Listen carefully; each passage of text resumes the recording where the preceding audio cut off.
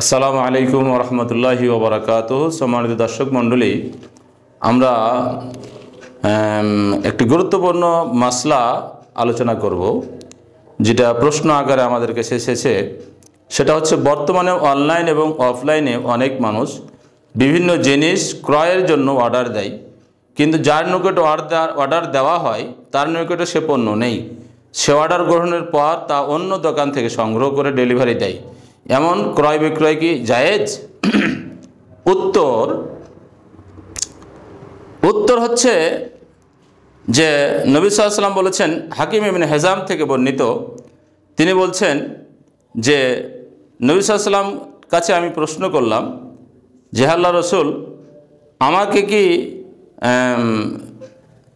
তিনি বলেন, হে আল্লাহর রাসূল, কোন ব্যক্তি আমার নিকটে সে এমন জিনিস কিনতে চায় যা আমার কাছে নেই, আমি কি বাজার থেকে তার জন্য ওই জিনিস কিনে আনবো? তিনি বলেন, তোমার কাছে যা নেই তা বিক্রি করো না, অর্থাৎ ওয়ালা তাবি' মা লাইসা লাকা বিহি ইনদাক, তুমি সেই জিনিস বিক্রি করো না যেই জিনিস তোমার কাছে নেই। সম্মানিত দর্শক মণ্ডলী, এটা আবু দাউদের 3503 নম্বর, ইবনে মাজার 2187 নম্বর হাদিস।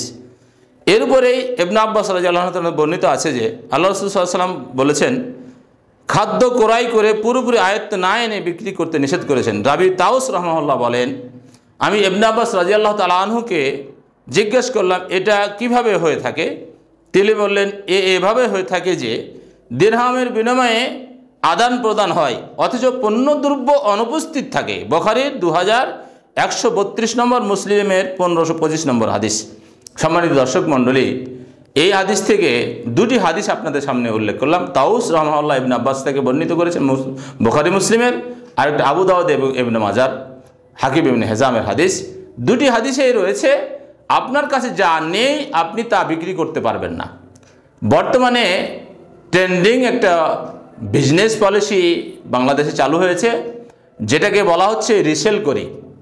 রিসেল করির সাথে আমিও মাসলাগুলো আমার একটু অগোচরে গবেষণার বাইরে হয়ে যাওয়ার কারণে আমিও যুক্ত হয়ে 1 মাস কাজ করে দেখেছি।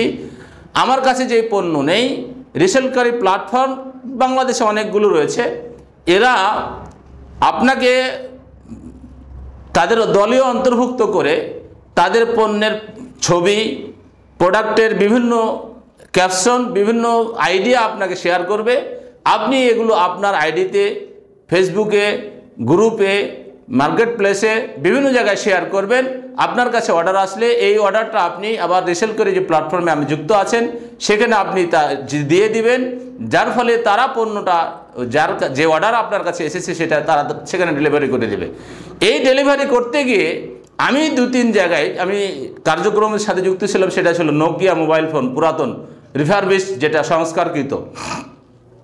দেখা গেল আমার ঘনিষ্ঠজন 2-1 ফোন নেওয়ার পরে একজন বলছে, হুজুর আপনি যে ফোনটা দিয়েছিলেন এই ফোনটায় সিম সেট হয় না, আর একজন বলছে সাউন্ড ঠিক হয় না, ইত্যাদি ইত্যাদি। অর্থাৎ আমি যদি আমার পণ্যটা আমার হস্তগত করে চেক করে তারপরে আমার কাস্টমারের কাছে পৌঁছাতাম, তাহলে নিঃসন্দেহে এই অভিযোগগুলো আসতো না। এজন্য অবৈধ, এর মধ্যে প্রতারণা রয়েছে, এর মধ্যে ধোঁকা রয়েছে, এর মধ্যে আমার হস্তগত না হয়ে বিক্রি করার বিরুদ্ধে রয়েছে। এই জন্য সম্মানিত দর্শক মণ্ডলী, সৌদি আরবের বড় বড় ফতোয়ার কিতাবে ইমাম শাফি রাহমাহুল্লাহর কিতাবুল উমের লিশাফি পৃষ্ঠা নম্বর হচ্ছে 4 নম্বর খণ্ডের 75 পৃষ্ঠায় এই ধরনের কেনাবেচাকে তিনিও নিষেধ করেছেন, তিনিও হারাম বলেছেন পদ্ধতিটিকে। অতএব বর্তমানে এটা একটা ট্রেন্ডিং পর্যায়ে চলে গিয়েছে। অনেক ছেলেপেলে, কারণ এখানে আর্থিক কোনো টেনশন নেই, আর্থিক কোনো রিস্ক নেই, রিস্ক মুক্ত হয়ে যাচ্ছে, তার কোনো টেনশনই নেই। শুধু সে ফেসবুকে বিভিন্ন ধরনের অ্যাড দিবে, মার্কেট প্লেসে অ্যাড দিবে, অথবা সে পেড মার্কেটিংও করতে পারে অথবা আনপেড মার্কেটিংও করতে পারে। পেড মার্কেটিং হলো ওই পণ্যগুলো নিয়ে সে একটা অ্যাড তৈরি করে ফেসবুকের বিভিন্ন গ্রুপে বিভিন্ন জায়গায় সে অ্যাড চালাবে। অ্যাডের পরে তার কাছে যে অর্ডার আসবে এই অর্ডারগুলো সে সাবমিট করে দিবে রিসেল করি প্ল্যাটফর্মে, তারা তখন সেখান থেকে পণ্য ডেলিভারি করে দিবে। এই ধরনের একটা ট্রেন্ড শুরু হয়েছে বাংলাদেশে। আমার উদাত্ত আহ্বান, যে সমস্ত দিনী ভাইদের কাছে আমার এই আহ্বানটা পৌঁছবে, তারা আপনারা পরস্পরকে শেয়ার করবেন দিন প্রচারের স্বার্থে। কারণ আল্লাহ রাসূল বলছেন, বাল্লিগু আন্নি ওয়ালাউ আয়া, তুমি একটা আয়াত জানলেও অন্যের কাছে পৌঁছে দাও। এই ভিত্তিতেই আপনি আপনার কাছে যেই হাদিসটি তাউস রহমতুল্লাহ আলাই ইবনে আব্বাস থেকে বুখারীর হাদিস, আর হাকিম ইবনে হিজামের হাদিসটি হচ্ছে আবু দাউদের এবং ইবনে মাজায় রয়েছে, দুটি হাদিস আপনাদের সামনে আমি উল্লেখ করেছি। এই হাদিস দুটির ভিত্তিতে আপনারাও মানুষকে এ থেকে বাধা দান করার চেষ্টা করবেন। কারণ মানরা আমিনকুম মুনকারান ফালগাইয়িরহু বিয়াদিহি, কেউ অন্যায় দেখলে সেটা হাত দিয়ে বাধা দান করবেন, অথবা হাত দিয়ে না পারলে মুখ দিয়ে বলবেন, মুখ দিয়ে না পারলে দিল দিয়ে এটার পরিকল্পনা তৈরি করবেন কীভাবে এটাকে বাধা দান করা যায়। অতএব এই দেশে বিজনেস নাম দিয়ে, বিজনেস নিঃসন্দেহে ভালো একটা পদ্ধতি, বিজনেস করে ব্যবসা করে আপনি অর্থনৈতিকভাবে উন্নতি করুন।